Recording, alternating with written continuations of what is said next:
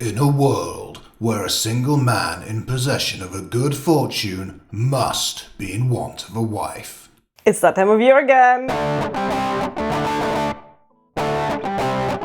What qualifies you to talk about, Pride and Prejudice? I married someone who knows about it. Northanger Abbey is no one's favourite Jane Austen novel. I love Emma, it's one of my favourite Jane Austen novels. Jane Austen's novel Pride and Prejudice is about society. Hang on, wasn't this supposed to be a video defending Northanger Abbey? Alright, we're getting to that. I just wanted to point out that if you don't vibe with it, that's fair enough. Because you get all this argument over, is Mary Bennet autistic? Not Mary Bennet is autistic. What does that mean? This is actually my first modern Regency romance that I've read. This is a young adult Pride and Prejudice retelling, or as it says on the cover, a Pride and Prejudice remix. John Thorpe has none of the finesse, none of the charisma required for the part he's trying to play in this story. The biggest disappointment for me was its lack of humor. Overall, I really enjoyed this book. It's a very easy read, despite the quite intimidating length of it. Everything is so surface level, so shallow. I'm sorry, this is now a meeting of the first official Henry Tilney fan club. I'm afraid there's no escaping this hot priest. Jane Austen July on Spinster's Library. Coming to a YouTube near you. Hello and welcome to Spinster's Library. Hello and welcome to Spinster's Library. I'm Claudia and let's just get right to it. Yes, that is indeed all coming up on Spinster's Library this Jane Austen July. It's going to be epic. Usually I do 2 videos a month on this channel, but in July you're getting 8 videos, 2 a week.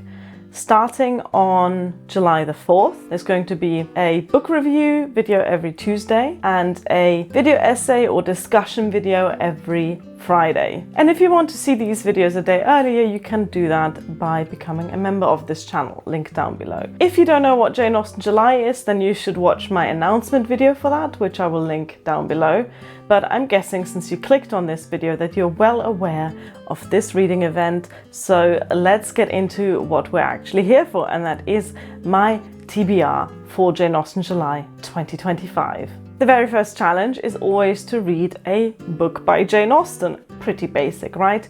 This year the group read along is going to be Emma, and that's what I'm going to read as well. This is my folio edition of Emma, and I'm going to be reading that along with the group. We're setting a nice easy pace of about 2 chapters a day. If you want to join the read along, you can do that in the Discord, which I'll link down below, or the Goodreads group, which I'll also link down below. Basically, there's going to be a lot of links in the description box, so have a look at that. Also, I'm going to be putting all of the books that I'm reading in the description box as well. So if you're missing a title, or you're not quite sure about an author name, you can check that and look at all of the books that I'm going to be talking about today. So I'm hoping to read Emma along with the group. I'll be discussing it in the Discord, and I'll be either reading this paper copy of it or I will listen to an audiobook. The second challenge for Jane Austen July is to read a book by Jane Austen that's not one of her main 6 novels. And to my great shame, even though this was the group read-along, either last year or the year before last, I have yet to read Sanditon. So this year I'm going to do it. It's not long, there's not much left of it, and yet I haven't read it. Sanditon is Jane Austen's unfinished novel, one of Jane Austen's unfinished novels. Unfortunately, there are more than one. She wrote a few chapters of this, and based on those few chapters, there has been a very successful ITV adaptation. I'm using the word adaptation quite loosely because obviously that series takes the few chapters that exist and then continues the story. So I haven't seen the ITV adaptation of Sanditon because I haven't read the book yet. This year I'm going to do it. I suspect it's going to take me roughly 1 day to get through the 50 or 60 pages there are of this. The third challenge is to read a non-fiction book about Jane Austen or her time, and I was going to read Rebecca Romney's Jane Austen's Bookshelf, which is the book that literally everyone else seems to be picking for this year's Jane Austen July. It's just come out. It's a book about the books that Jane Austen read, and I have always had an interest in literature around Jane Austen, books written by her contemporaries and by the authors that wrote at the end of the 18th century. So I was going to read that, and then I ended up, quite surprisingly, going to see Lucy Worsley give a talk in Bath about Jane Austen, and this happened a few weeks ago. You might wonder how I accidentally ended up seeing Lucy Worsley give a talk in Bath. That's because Bill, my husband, gave me that trip as a birthday present.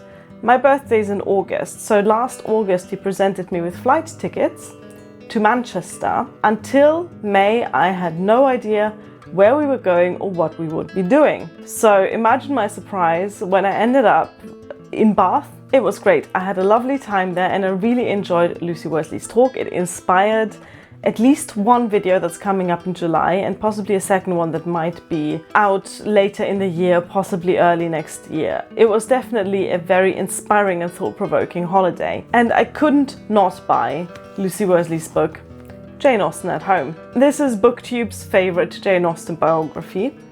I have so far not read it because I don't really care for biographies. They just don't do it for me as books.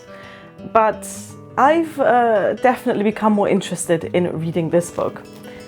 A little later than everyone else, but that's the Spinster's Library way. I'm under no illusion that I'll finish this book and also read Jane Austen's bookshelf. My non-fiction reading speed is slow, so I fully expect this to keep me busy all month. And what I'm going to do is I'm going to watch all the reviews for Jane Austen's bookshelf, and then it'll probably end up on my TBR for next year's Jane Austen July. Right, we've gotten to challenge number 4, and this is the one that I probably have bought the most books for. Once again, I'm under no illusion I'll get to even half of them. Wait, let me tell you what the challenge is first, and then we can get into, the rest of it. The challenge is read a retelling of a Jane Austen book or a work of historical fiction set in Jane Austen's time. Cats, play nice. I started reading a lot of young adult modern retellings of Jane Austen books. You'll see some reviews coming up in July. If I might spoil on my own channel, I've recently read Pride by Ibi Zoboi, and I've read Fresh by Margot Wood, and I've read Seeking Mansfield by Kate Watson.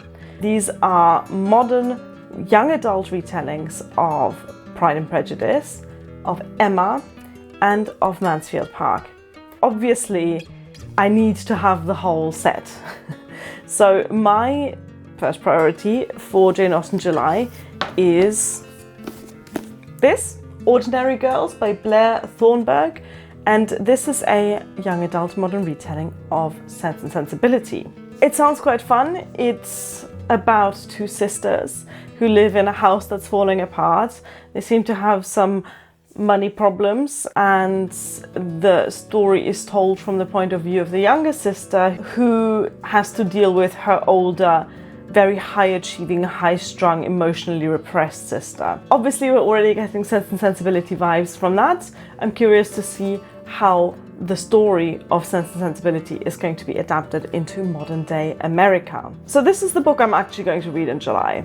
Then I bought about 50 million more that also fall under the category of young adult modern retellings of Jane Austen books, but that realistically I'm not going to get to in July. My plan is to read these books in the next few months and then do either a discussion video or a roundup video about the whole genre of young adult retellings of Jane Austen books, because there are so many. And yet, weirdly, I haven't been able to find another Mansfield Park retelling. So if you're aware of one, then do let me know in the comments. Here is what I ended up buying. First, we have a modern retelling of Pride and Prejudice, and this is really giving me flashbacks to my own childhood.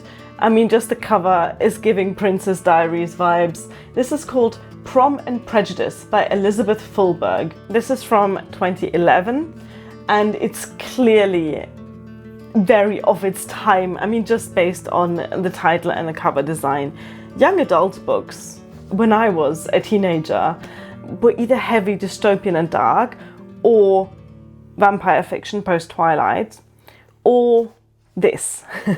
Basically rom-coms for girls. This is what I'm expecting here. This is about some girls who go to the prestigious Longbourn Academy and are, I guess, planning their prom.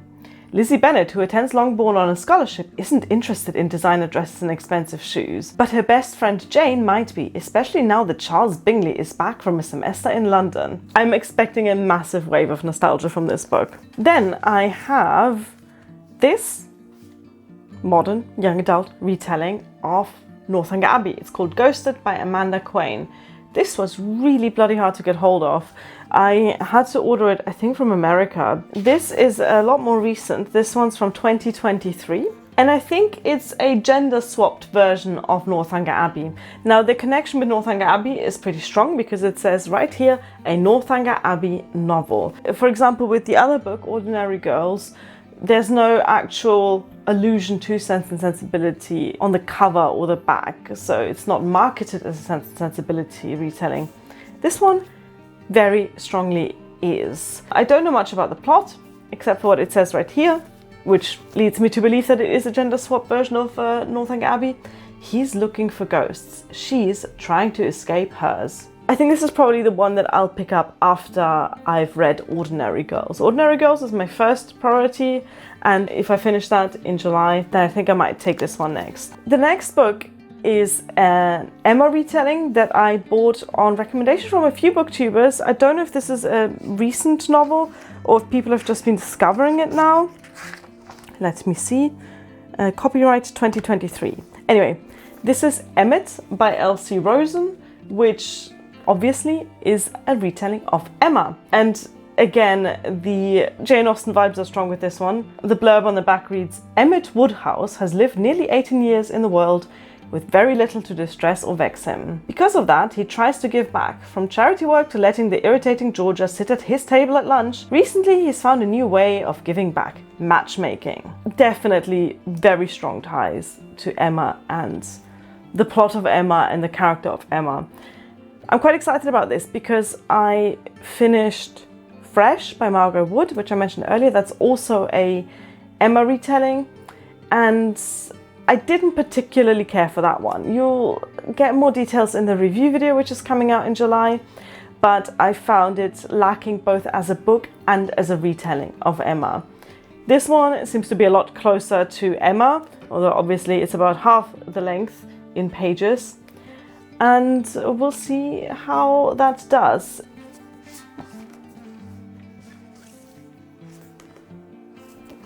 Okay, the next two books. Hello, Minerva. Minerva? Is it feeding time? It's nowhere near feeding time.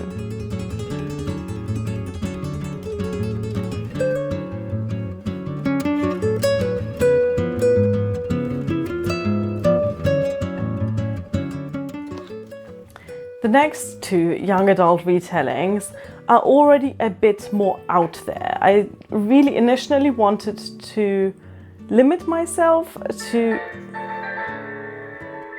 That's the doorbell. Am I going to get it? And I'm back. Glad I got that because that turned out to be somewhat important. I can't believe people would dare to interrupt me while I'm filming booktube videos. I mean, don't they know it's Jane Austen July?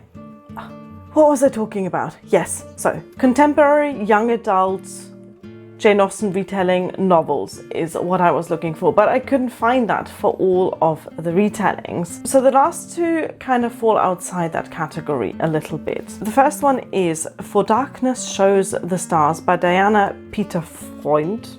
It's probably American, but I cannot help pronouncing that name in a German way. So Diana Peterfreund wrote this sci-fi retelling of Persuasion. I have already read a modern retelling of Persuasion that's not set in space, and that was Where the Rhythm Takes You by Sarah Dass. I really liked that one. I already reviewed that a few years ago, linked down below. But I fancied reading another Persuasion retelling, and so I found this. I actually do not know if it is set in space, but it's definitely set in the far future.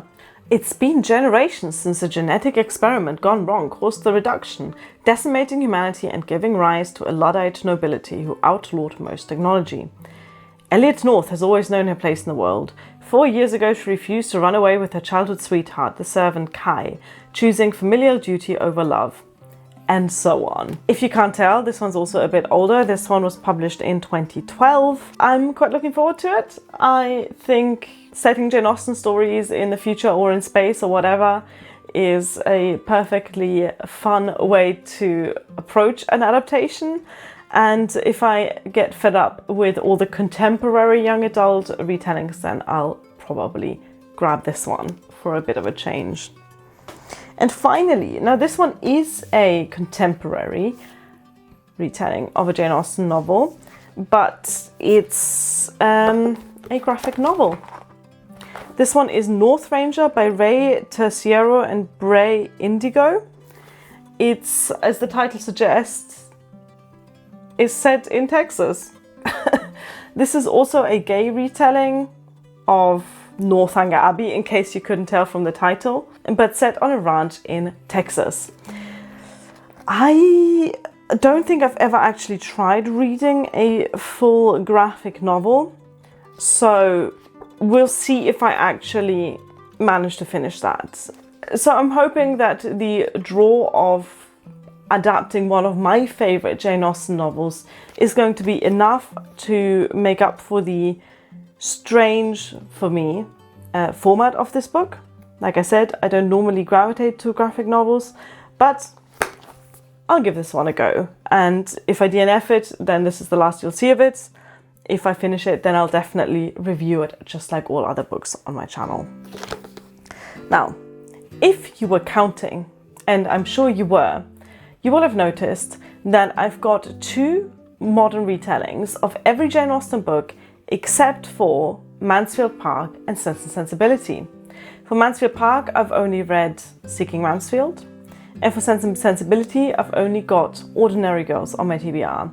So if you are aware of any other modern young adult retellings, ideally standalone retellings, not part of a series, of those books, then drop those recommendations in the comments, because I want the full set. I want to have read 2 modern young adult retellings of every Jane Austen novel, so I can make a really well-rounded video about that. That was a lot of reading material, and we're still not done with this TBR. Challenge number 5 is to read a book by a contemporary of Jane Austen. And for this one, I am once again attempting to read a book by Walter Scott. I got this cute little edition of Ivanhoe. This is an Oxford World's Classics edition. I found this on an online secondhand bookshop for like €1.50. It's printed in tiny text on very thin pages, so I'll probably listen to the audiobook. I have tried reading one Walter Scott novel before, The Heart of Midlothian, many years ago, and I couldn't get very far into it. So this is another attempt at reading a book by an author who has been described as one of the greatest authors of his generation. Walter Scott deserves a second chance, and here is me graciously willing to extend that. I fully expect listening to this book on audiobook is going to make it a lot easier. Because what I noticed with the first Walter Scott novel is that he likes to be very poetic about his world building. He likes to describe things in detail. I think he was just the first historical author to go, I've done my research and here's me proving that. Look at all the research I've done. And I don't mind listening to that, but when I read it, I like, get to the plot, you know? So we'll see. Ivanhoe, I don't know much about it, except that it's set in England, not Scotland, and it's set just after the Norman conquests. The cover shows 2 knights having a little fight, so I expect there'll be some of that. And we'll see if I actually manage to finish this in July, because even though it doesn't look like it, since this is kind of printed on tissue paper, but this is a very long book. This little book here is nearly 600 pages long. We're not done with this TBR yet, because as well as all these reading challenges, there is of course always 2 watching challenges. Challenge number 6 is to watch a direct screen adaptation of a Jane Austen book. I'll be joining the group watch along, which is Emma 2020. I have seen this adaptation once in 2020 and I quite enjoyed it, so I'm looking forward to seeing it again. What I remember is that it was visually quite stunning and that it was surprisingly accurate to the book for being just a film. Emma is a very long book and this is just a movie. It's not a series adaptation like my favorite Emma adaptation, which is the BBC miniseries, but for being a film and a cinema film as well, something that's supposed to appeal to a lot of people, I found it just really well done with a lot of closeness to the book. So I'm looking forward to watching that as I reread Emma as well. Emma is my second favorite Jane Austen book, although I have to say Northanger Abbey is kind of nudging at that. But I really adore Emma and I'm looking forward to both reading and watching that again next month. And the very last challenge is to watch a modern screen adaptation of a Jane Austen book. And there's so much to choose from. We have traditionally seen this challenge a bit more loosely, rather than strictly speaking a modern adaptation of a Jane Austen book, you know, something like Clueless or Fire Island or Pride and Prejudice. We have always sort of accepted modern media that is loosely related to Jane Austen as, you know, something you can pick for this challenge. For example, something like Austenland or Lost in Austen. This year, there's another film that falls into that category that's just come out, French film with the translated title Jane Austen Wrecked My Life. And if I can get hold of this, that's the one I want to watch. It's about a French writer who goes to this writer's retreat in England and there's some sort of love triangle situation. If you know where I can watch this film from Germany, then let me know. I've looked, it's not in any of the cinemas near here, and it doesn't seem to be on any streaming platform here. As I said, if I can find this film, then I'll watch it. If not, then I'll probably just rewatch Ben Fensom's budget Pride and Prejudice. If one poor company of militia can cause such havoc in our family, what would a whole camp full of soldiers do? A whole camp full of soldiers? I remember when I was a girl. I cried for 2 days together when Colonel Miller's regiment went away. I thought I should have broke my heart. I love that so much. That was the TBR. As you can tell, I'm really excited for this year's Jane Austen July. I've not been this excited for Jane Austen July in years. It's the 250th anniversary of Jane Austen's birth, so there's a lot of Jane Austen stuff going on. I've just come back from Bath where I was immersed in Jane Austen related stuff for almost a week. I have been working on the videos for this Jane Austen July since February. Yes, since February. Because I really wanted this year to be an event. I want my channel to be bam, bam, bam, bam, in your face, Jane Austen all the time. And that's what you're getting. So, as I said, if you want to support my channel, and by that I mean financially, I always find it a bit silly when YouTubers say, if you want to support my channel, sign up to my memberships. No, that means money. If you want to give me money, you can do that. There's links down below where you can join. But if not, then I appreciate you watching the videos and commenting and all of that stuff. And I hope you're as excited about Jane Austen July as I am. This video is coming out with enough time for you to figure out your TBR. So let me know down below what you'll be reading. And if you have read, in particular, any of the YA retellings that I'm talking about today, then I want to know your opinion about them. And I'll see you in July for the first Jane Austen July video. It's just around the corner. Thank you for watching. Bye.